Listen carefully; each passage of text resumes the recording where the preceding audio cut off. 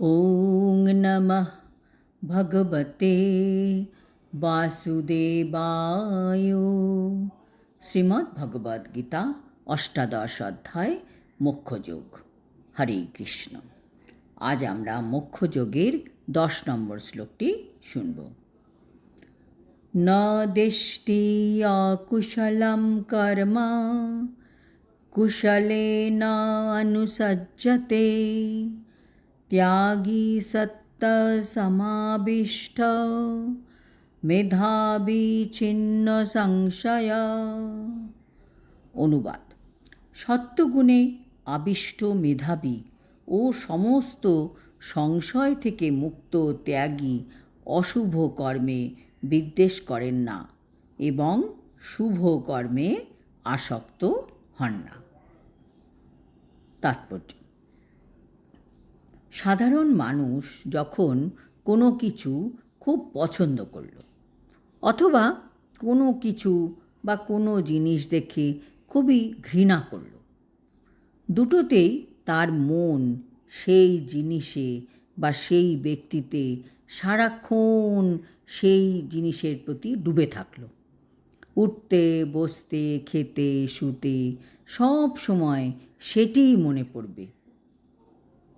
যে মানুষ কৃষ্ণ ভাবনাময় বা সত্যগুণ সম্পন্ন, তিনি কাউকে বা শরীরের পক্ষে ক্লেশদায়ক কোনো কিছুকেই ঘৃণা করেন না। তিনি শারীরিক দুঃখ কষ্টের প্রতি গুরুত্ব না দিয়ে যথাস্থানে ও যথা সময়ে তার কর্তব্য পালন করে চলেন। অকুশলম কথাটি আমরা একটি উদাহরণের মাধ্যমে বুঝতে পারি। যেমন শীতকালে ভোরবেলা ঠান্ডা জলে স্নান করা, সেটি হচ্ছে আমাদের দেহের জন্য অকুশলম, মানে যে কাজ করার ফলে আমাদের শরীর বা দেহের কষ্ট হবে, সেটি হচ্ছে অকুশলম কর্ম। কিন্তু গ্রীষ্মকালে যখন আমরা ওই ঠান্ডা জলে স্নান করি তখন সেটা হয়ে যাচ্ছে কুশলম। কিন্তু একজন ভক্তের জন্য এই অকুশলম বা কুশলম কিছুতেই কোনো পার্থক্য নেই।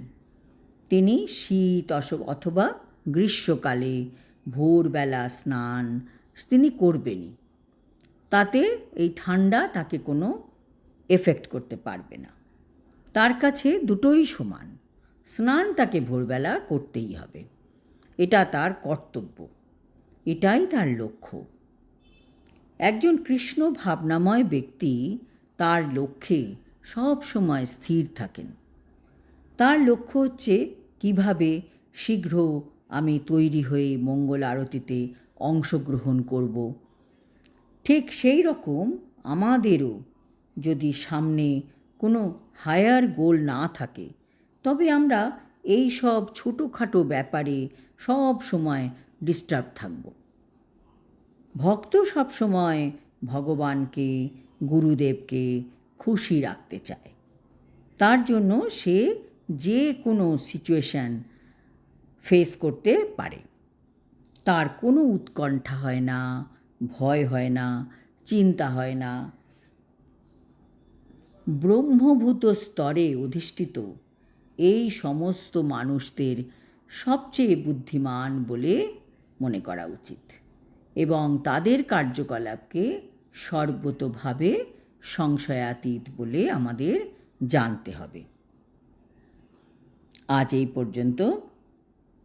আগামী শ্লোকে আমরা প্রকৃত ত্যাগী ব্যক্তির আরও লক্ষণ সম্বন্ধে জানতে পারব। হরি ওং তৎসৎ। হরে কৃষ্ণ।